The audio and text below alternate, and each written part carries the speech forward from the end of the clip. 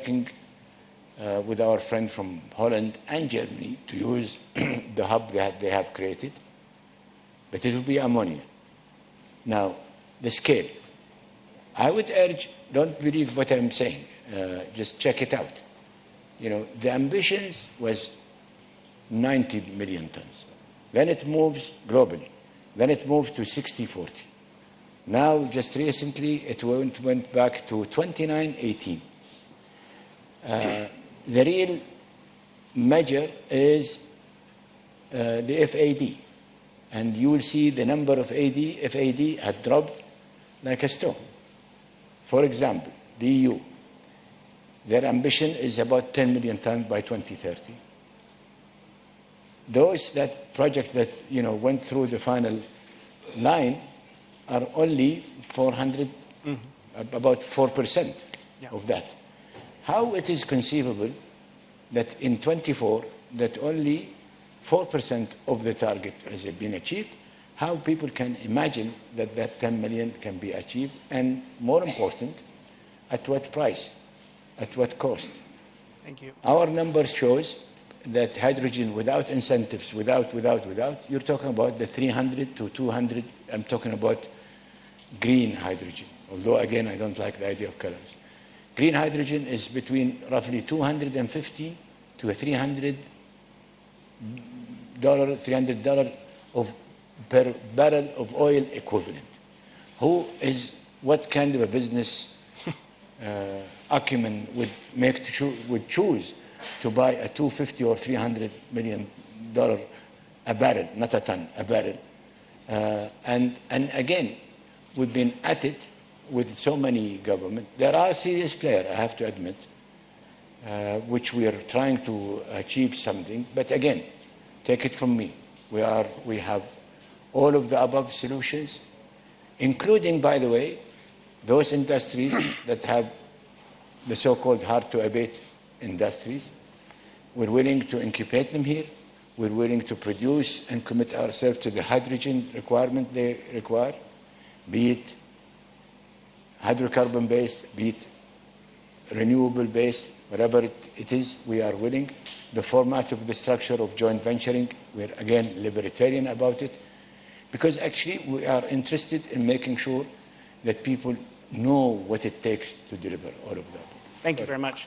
We'll come to that question of who is going to pay that premium, who's going to buy it. We have a large energy importers like India here, Petri coming from Europe, thinking about whether it's going to meet its hydrogen goals. But let me come next to His Excellency Suhail Mazrouei. If you could talk a little bit about the UAE strategy with green molecules, maybe with hydrogen in particular, and also if you could talk about what steps might be taken to build local demand for molecules as well. Well, first of all, I would like to thank the Kingdom of Saudi Arabia and His Royal Highness for gathering us here. We're discussing very important topics, and I think it's a testimony of how important the region is in tackling problems and coming up with potential solutions. For us in the United Arab Emirates, it's not so different from it is in the Kingdom of Saudi Arabia. Our leadership are seeing an opportunity and a necessity to venture into this new energy. Clean energy is something that we have decided to venture into, I would say 17 years ago, when we started investing in the likes of Masdar, and when we started thinking about what's going to happen when we export the last barrel of oil.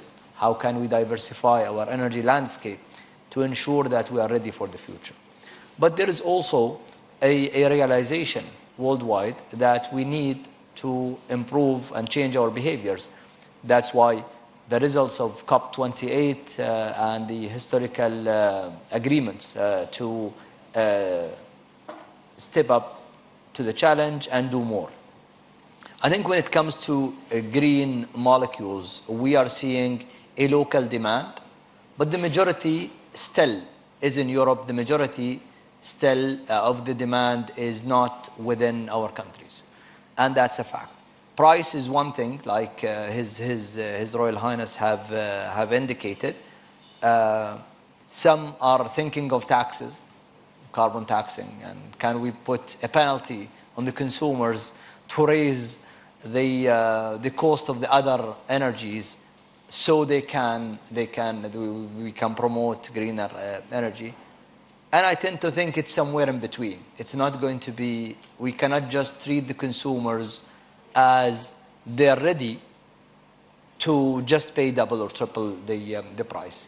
There will be always, like in any start of a business, there will be always a segment of the consumers who are willing and capable of paying that premium.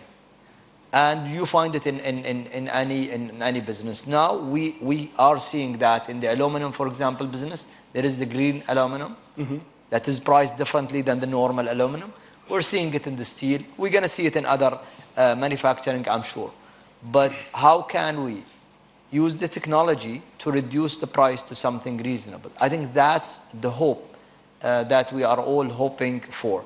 In terms of regulations, you need also as a country to regulate if you are serious about the business. And what we did in the UAE, we first started to regulate and put a strategy on how much we will produce. So in terms of renewable energy, for example, we decided we will triple from around less than 5 gigawatt of renewable energy installed to 15 gigawatt by 2030. So that's tripling the capacity. In terms of hydrogen, we are aiming to produce 1.4 million ton of hydrogen, of which I would say more than 70% is going to be green hydrogen. So we are installing an additional solar to produce green hydrogen. The market is a challenge. We are working with our partners, and as you know, in UAE we have so many partners from India to Europe to many countries as well, Japan and others. And there is a development in the market. Are we there yet? No. Are we serious about that production? I would say yes. It's between planning something and getting the result that you are aiming for. We have seen it in the solar. The first plant, I remember 2013, that we installed in the UAE, we were talking about a 30-40 cent per kilowatt hour. And then in 10 years or so, we have managed to reduce that to less than 1.5 cent. So that evolution, and I would say revolution in the reducing the price, what we are hoping for in the hydrogen and others, the region is an energy-rich region, whether it's in the green energy or whether it's in the conventional energy. And we will continue in my expectation to be a reliable supplier to the world, even in greener forms of energy. Thank you, Your Excellency. I'm going to come next to Dr. Amani Abou-Zeid. If you could, such enormous opportunity for Africa when we think about the creation of green molecules, also particular challenges for thinking about investing in that continent. And it's important to make sure that those investments are not just about exports, but benefiting local communities, meeting the enormous energy needs of the continent of Africa. Can you talk a little bit about both the opportunities and challenges you see in Africa? Sure.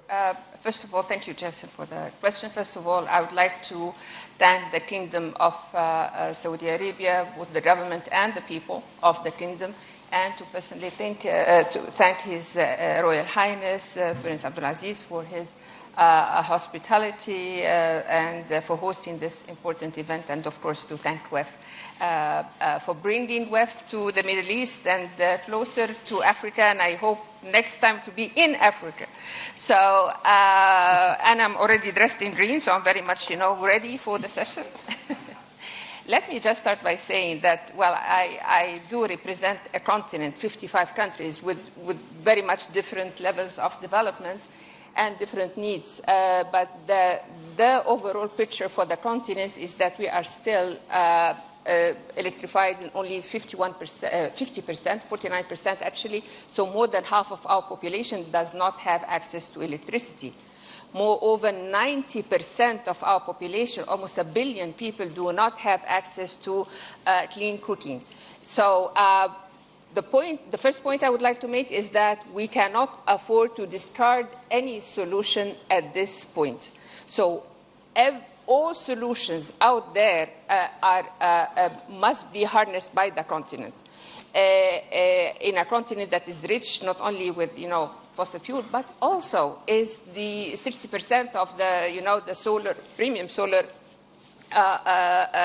potential is in Africa, enormous gas potential, enormous geothermal potential, enormous wind potential, and so on and so forth. And Africa is already hosting and is home for many of the great and most important, solar power plants, whether in Morocco and in Egypt, the 2 largest in the world, and geothermal, and so on and so forth. But the need is very big. Mm-hmm. So that is first point. 2, the green molecules as described here, whether they are green hydrogen, sustainable aviation fuel, biofuel. I must say that since 2022, we have 8 countries that started, are about to start the production of green hydrogen, and 16 countries that already started the process, strategies for green hydrogen. We have 4 countries that are starting the production of SAF, and so on. That's great potential for revenues, which is needed. But what is also needed is how to develop locally the value chains, the transformation, the creation of jobs locally, so as for these new fuels to become a catalyst for development, for social economic development. They are clean technologies for the majority, and there's still a long way to go. You mentioned investment. It's true. About what? What's projected, $600 billion are projected for green hydrogen in the next year or this year. How many of this amount comes to the continent? Almost nothing. 2, things like storage and transport. It's still a challenge, and we want to also see how can we repurpose the existing infrastructure for oil and gas to also serve for these new fuels.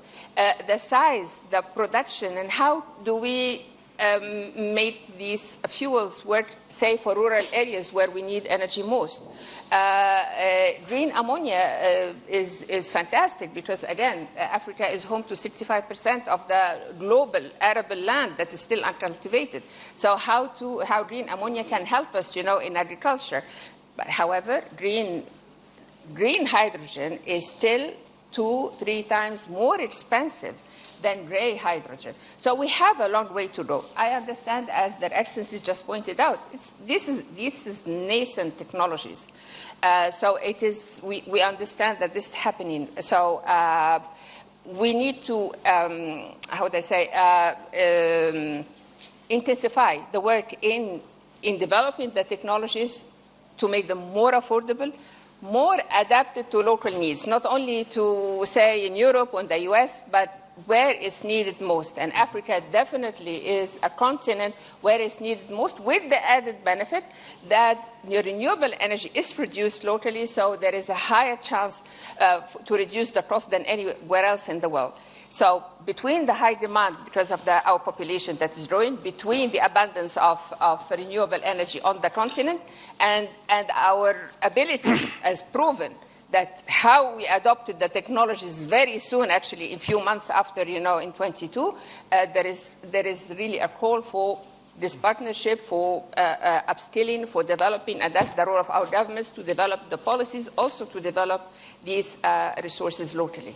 Thank you, Amani. I'll just remind everyone we're going to aspire to make sure there's time for at least a question or two from the floor, so think about your question now. I want to turn next to Patrick Pouyanné from Total. Again, a session with a title like Green Molecules often focuses on green hydrogen these days, but Total is involved in lots of partnerships for things like sustainable aviation fuel. I was wondering if you could talk about how you see the whole molecule market evolving, and also the question I asked initially, where that demand is going to come from, who's going to pay that premium. It seems like Europe is not necessarily on track for the targets it had in plans like Repower EU.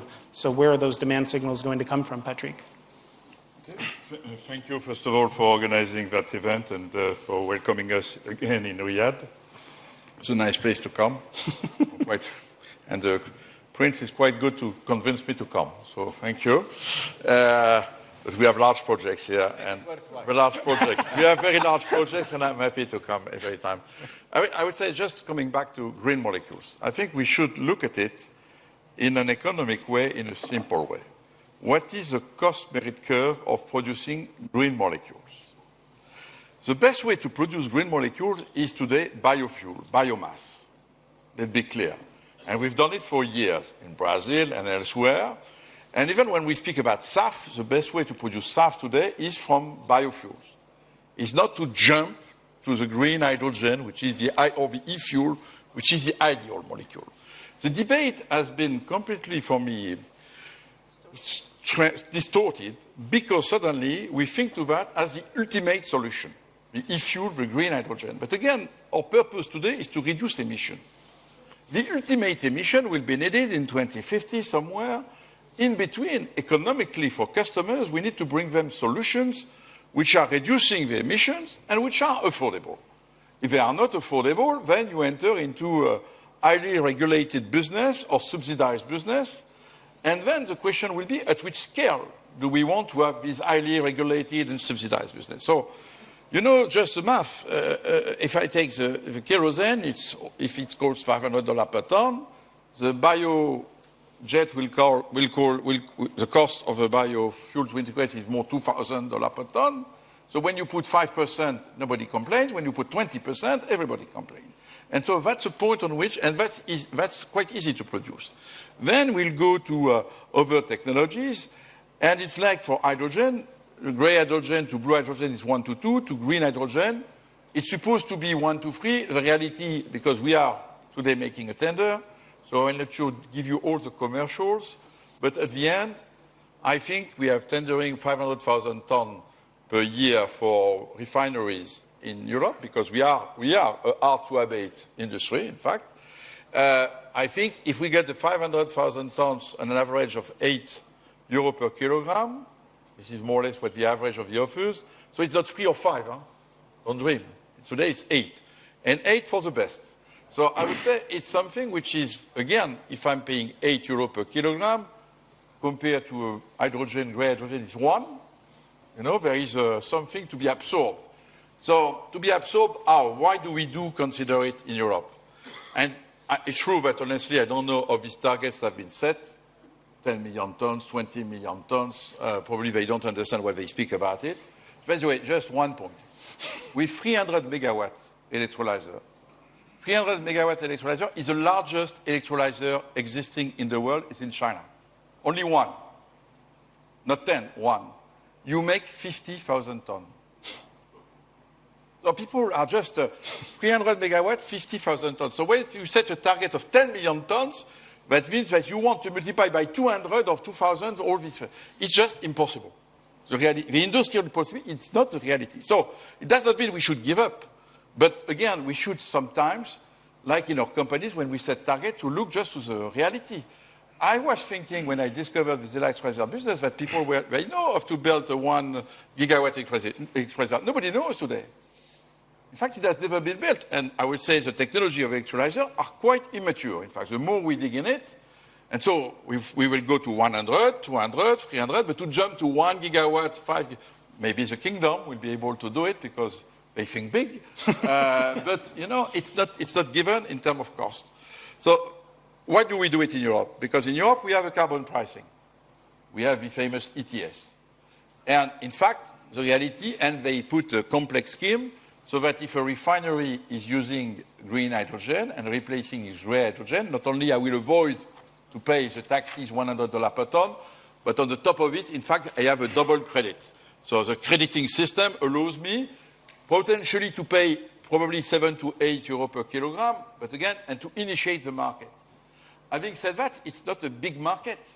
It's the hard-to-abate industry. And I think, to be clear, there is no way to really have the cost down on green hydrogen if only this niche market, I would say the hard-to-abate industry, still refineries, etc., is the targeting.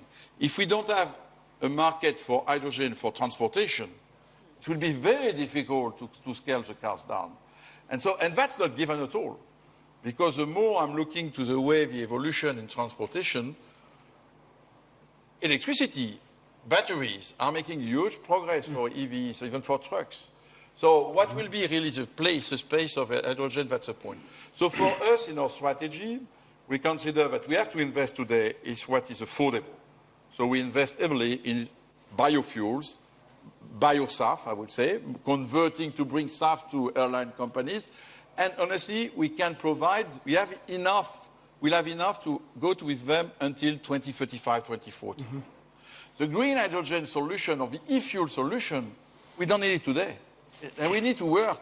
And then it will come as in 2035, 40. So that's the debate. So we invest heavily in bio and SAF.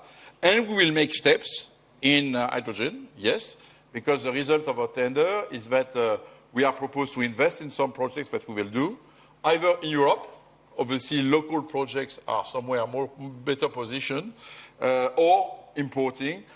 Just a point on importing. Europe has decided that what is a green hydrogen, there is a definition, a little complex. But if the definition does not become a standard with the US or with the Kingdom, then we'll be in a mess because then the green molecules we could import will not be recognized as a real green. But that's a real difficulty because when we want to import, I will import molecules if they are satisfying the same standard that we have set. I don't know if it is the right standard, but just a point about this big market.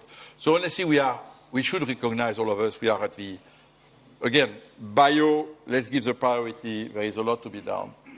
And it works. It works. Co-processing bio in a refinery, it's very easy.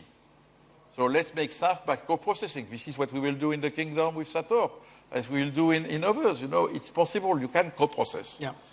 That's easy. It's not too costly. Customers will be happy. And then let's think to what is the roadmap. But let's recognize we are at infant stage and stop speaking about 10 million tons, 20 million tons just to media. It makes no sense. Let's be serious about it and let's find the right roadmap. So yes, probably we'll not reach the target by 2030, but it's not a problem as itself. It's more important to really making steps and spending the money economically for customers to get them affordable clean energy. Affordable clean energy.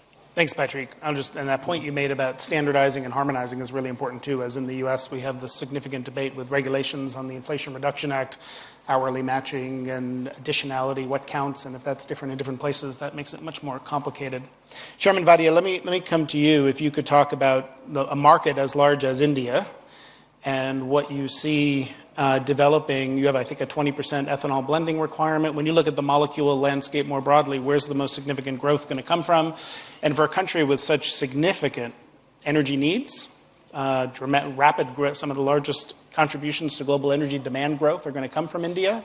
How do you think about that balance with affordability, security, and right now there's a premium for some of these green molecules. How does India approach that? Thank you. First and foremost, I thank the Royal Highness for the invitation to be here. Thank you for giving me a chance to talk about the Indian perspective. Today, India is the 5th largest economy in the world, and we intend to be the 3rd largest economy by 2045. And energy is the first thing that is going to go up in the consumption, because today we are consuming just 1/3 of the global average energy, and the growth of energy is maximum in India today, even more than China. We have got a sustained GDP growth rate of nearly 7 to 8% over a period of time, and we intend to have it because the country is hungry for growth and is hungry for energy. Now, coming down to this point of green molecules, I mean, one thing we clearly understand in India, that the transition has to be just. It has to be a just transition. We can't be taking anything drastic because finally the affordability of the fuel is most important for the 1.4 billion Indians that we're talking of. So energy security, energy accessibility, and energy affordability. These are the 3 main pillars on which we work. And obviously, we just can't wish away the conventional fossil fuels. Today, let me tell you, to give you the perspective, the world consumes nearly 300 million barrels of oil equivalent, be it in coal, oil, or gas.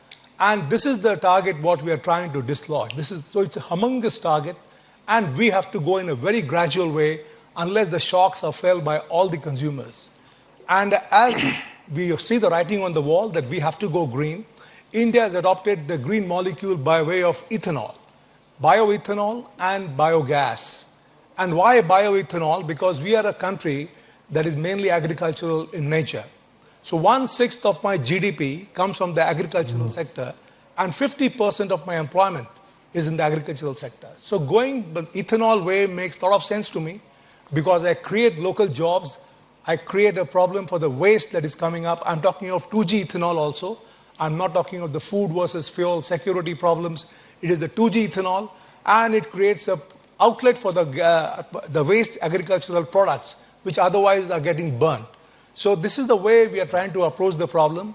We're already at 13% blending of ethanol in the gasoline, and we intend to be 20% blending by 2025. As regards the compressed biogas, and as was being said, we foresee that the reforming of the compressed biogas is a very viable solution to produce green hydrogen. Still, the cost is around $2.3 to $3 a kg, but I think that is the most optimum way for a country like India. We will go that way. So I think green ethanol, that is bioethanol, and compressed biogas are what we look forward to. And let me tell you, for a country like India with the growing energy needs, we firmly believe that all forms of fuel will find a place. It will be a bouquet of energy, with the conventional energies also playing a dominant role, and also the new forms of energy. Together, we will form an energy basket by which we will be able to supply the growing needs of the country. So it's not only this or that, it is this and that. That is the model we are following in India, to be very pragmatic and to be fair to all our consumers. And thank you very much. Thank you. Thank you, Chairman. Erasmo, let me come to you. You have the right socks, the right tie to signal the commitment to green fuels. And of course, in Brazil, you're thinking not only about hydrogen, but a range of molecules and biodiesel. And if you could talk about how tell us what you're doing as a company, how you see that market evolving, but also for a country that has built a sizable domestic market, how you think others should do that and the role of regulation in creating that demand. Okay. Thank you, Jason. Good morning, everybody. Thank you, Excellency Minister Abdulaziz, for your reception here. So, and thank you, Patrick. Patrick helped me in my explanation about biofuel. So I'd like to talk about the reality. Biofuels is a reality. Brazil is a big producer of biofuels, ethanol, biodiesel, and probably in the future, SAF and HVO. So the biofuels for us in South America is very important. It's the same for India. It's an opportunity to create green job, and to produce green hydrogen. It's a green molecules. Another important point, in my humble opinion, the biofuels work very well with the gas oil industry, because it's possible to mix the biofuels and the big part of biofuels and oil. And this is a good opportunity, and the cost for this is very cheap. About hydrogen, of course, Brazil and South America have a very good opportunity and are competent to produce green hydrogen. But in my humble opinion, we need to improve more the biofuel produced. So I work with biofuel for the last 20 years. I helped Brazil to start the biodiesel program in 2005, 2004, and this program grew a lot. Today, Brazil mixed 27% the ethanol in the gasoline. Now we have a good project for improve this mix for 35%. The biodiesel we use today 14% in the diesel, the mix, and we have a project in Brazil for growing this percentage of the biodiesel. And now our Minister Alexandre Silveira, is the leader of a big project in Brazil for introduce the SAF and HVO in 2007. So when I look for the opportunity and the challenge, the opportunity challenge is the same the last 20 years. So what you need is regulation for this market and mandate for this market. We don't have a mandate in the principal or the most important economy in the world for biofuels or for green molecules. If you organize the mandate, probably this energy transition it will be very fast. If you don't organize the mandate, the regulation is very difficult because the same other person to talk here, we have a cost for this energy transition. Another important point, in my opinion, is the certification. We export biodiesel from Brazil to Europe, United States. We make the certification. It's not easy, but it's possible. And in my opinion, this is very important to organize the certification for a green molecules and look, agnostic opinion, what is much competitive and reduce the gas emission and loss and very cheap price. In this case, of course, the biofuel is a very, very good opportunity.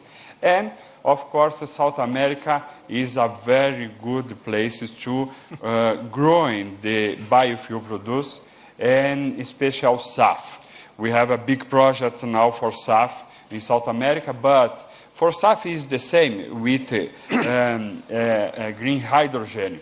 If you don't organize the mandate in the country by country, you don't organize the offtake, for example, and the strong offtake is very difficult to grow in this market. Erasmo, thank you.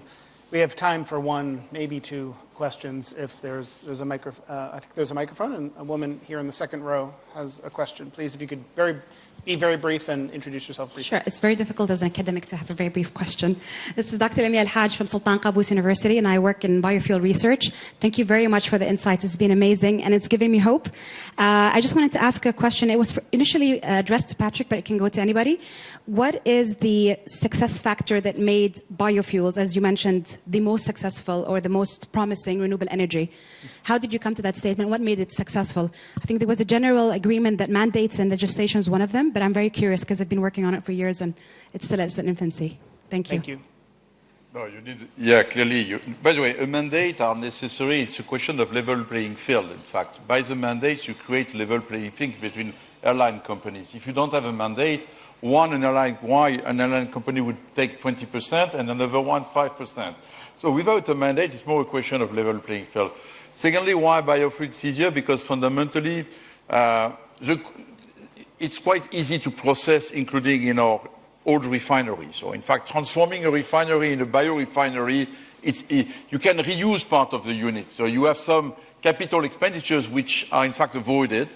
Of course, it's not the same because in fact, the biofuels, I can tell you, my refiners don't like it because crude is nice. It's a standard crude, more or less. You have some variation, heavy or not, but biofuels, there is more variation in the feedstock. So you're running a biorefinery is more complex because of that. The critical part is more to find the right feedstock. And the feedstock, of course, is back to regulations. In Europe, in Brazil, they are pragmatic. They take, I would say, 1G ethanol waste. In Europe, we want 1G plus, so we want avoiding anything linked to vegetable oil. So immediately, of course, animal fats, used cook oil, it's more costly. And so everything, so it's more, today, where we are most challenged for us is to identify the right feedstock at the lowest possible cost. Because then the feedstock cost will dictate the whole chain. Your Royal Highness, you had a quick comment, and then I think we'll need to bring it to a close. Oh. Well, thank you for giving me the opportunity. I just want to make sure that we depart with some, hopefully, an idea or two. First of all, let's congregate on the principle that, you know, being green is not an ideology or a demagogy or a religion, and there is a script for it, and upon which people will be tested. Are you faithful or a believer, or you are not a believer? So we will have to take that out of our radar. Because what is going on now in today's environment is that it reminds me of the Inquisition period. Are you a believer or non-believer? And if you are a believer, you are a good boy. If you are not a believer, may God send you to hell and may get you to be burned in hydrocarbon and blah, blah, blah. Unabated hydrocarbon to make it even worse. But I honestly believe that being environmentally conscious is, I think, a humanistic duty for all of us. Those who are incubating the earth today and those that will incubate it afterwards. In fact, our duty is to make sure that whatever we do today cannot bring any harm and cannot disturb the potential of any future commitment, future aspiration to these generations to come. Be it as it may, I think we should also be conscious of the fact that the energy challenge is so big, because we're talking about AI, data centers, the amount of electricity that will be required, the electrification itself, and the component of the electrification, which would require also hydrocarbons, including plastic and what have you. My point, simply said, the world now and the world in the future will require every molecule. Let's work together comprehensively to make sure that these molecules will be clean molecules or electrons that will be also clean electrons. The world needs all of the above. Your Royal Highness, thank you. Thanks to all of you for joining us. Your Royal Highness, thanks again for hosting us here for this session. And enjoy your World Economic Forum conference. Please join me in thanking the panelists.